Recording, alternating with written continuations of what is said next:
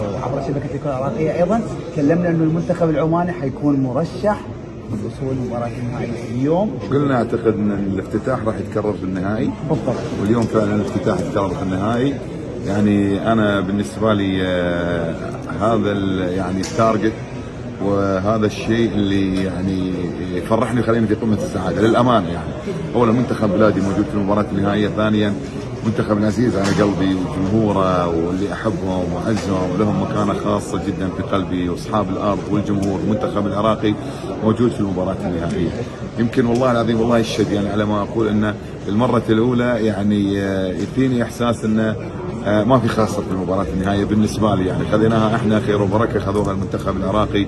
راح نكون اول المهنئين اول المباركين للمنتخب العراقي، لان فعلا فريقين اللي وصلوا لمباراة النهائية وصلوا عن جدارة واستحقاق ويستاهلون المكان اللي وصلوا لها.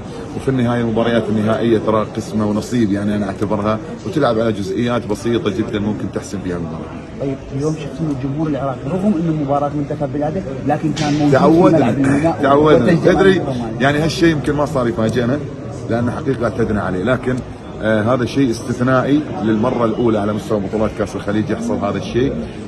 حقيقه يعني لو مهما قلنا وتكلمنا وما راح نوفي جمهور العراق حقهم.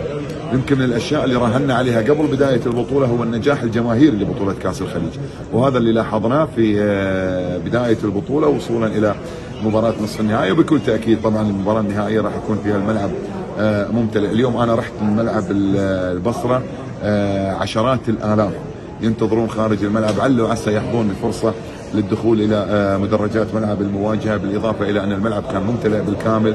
مجموعه من الشباب اللي التقيت فيهم في الملعب قالوا احنا ما لقينا مكان هني، راح نروح نحضر لعبه عمان والبحرين. فهذا الشيء حقيقه يعني مقدر وبشكل كبير جدا للجماهير العراقيه اللي يستحقون عليه كل التحيه والاحترام. طيب رساله للجماهير العمانيه اللي ممكن انه تشجعها للحضور من بصره لمكانه المنتخب. انا اقول يعني اللي شفناه من جماهير العراق يخلينا على يقين كبير جدا ان الجماهير في المباراه النهائيه راح تكون موجوده من اجل الاستمتاع. صحيح ان الجمهور محتاج الى بطوله، محتاج الى انه يفرح، محتاج الى انه يحقق لقب على ارضه وما بين جمهوره، لكن انا متاكد ايضا ان الجماهير العراقيه ما راح تزعل لو ان منتخب عمان حقق اللقب.